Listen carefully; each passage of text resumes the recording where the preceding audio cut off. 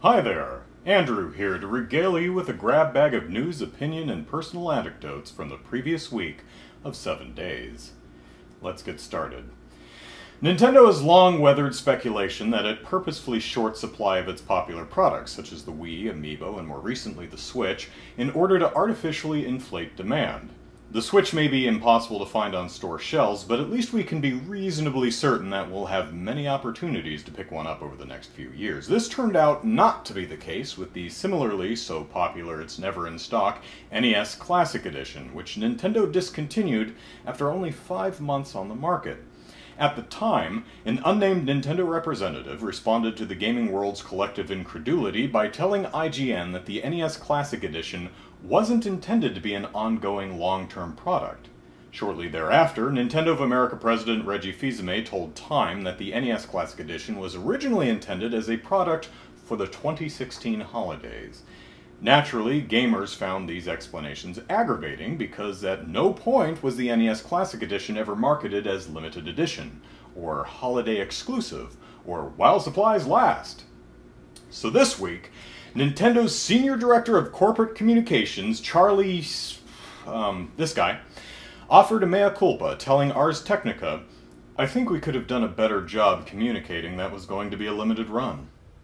Yeah, you could have actually communicated that. My sister came down for a visit recently and was super excited to see the feral kitties that were born in my neighborhood a couple of months ago.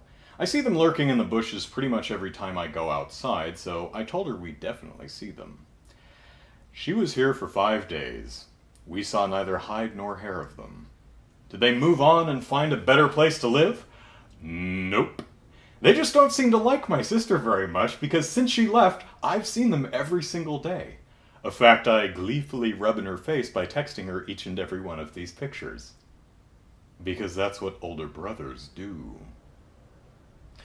On Thursday, I was sitting in a left-hand turn lane waiting for the light to change. Unfortunately, when I got a green arrow, I couldn't turn because the intersection was completely blocked by a line of cars. What are you gonna do, right?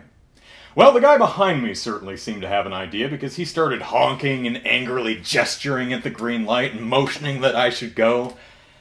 Honestly, not sure what he expected me to do, plow through 3 parked cars? Dude, I'm in a Kia. The next day, I found myself in another left-hand turn lane. This time, I couldn't move on the green arrow because both lanes were backed up all the way to the light, and I didn't want to pull out and park in the middle of the intersection because doing so would be phenomenally uncouth. That didn't stop the guy behind me, though. No, sir. He jerked the wheel and swung around me, zipping out into the street and plopped himself right in the middle of the intersection, blocking the oncoming traffic and getting in the way of the left-turning cross traffic. And then he smugly crossed his arms and gave a self-satisfied huff. Can you guess what he was driving? Yeah, it was a BMW. It's always a Beamer. You never see anyone pull that crap in a Pinto. Earlier in the week, this cute little number popped up on Twitter, helpfully differentiating the main mechanic of the Kirby games, where Kirby gains powers and physical characteristics of his enemies via oral consumption, and the upcoming Super Mario Odyssey, where Mario possesses enemies by placing his hat on their head. But not so fast! Nintendo of America, ever protective of its IP, swooped into Nintendo-splain. Actually, he's been captured by Mario. That's right! When Mario forcibly enters the body of another sentient being to override their agency and bend them to his will, he's not possessing them. Heavens, no. He's merely capturing them, and Nintendo will thank you not to tarnish Mario's good name with such a scurrilous description of his actions. Shame on you! Why, you'd never hear Nintendo's Treehouse staff employ such an offensive label while demoing the game at E3. There's lots and lots of things to do beyond following the main story of the game. Like possess rockets and turn into rockets. Oops. Hey folks, Andrew here. If you enjoyed this video and would like to see it become a weekly series, you can help make that happen by supporting me on Patreon. Click the link above to check out my funding goals and patron rewards. Thanks much. Ciao.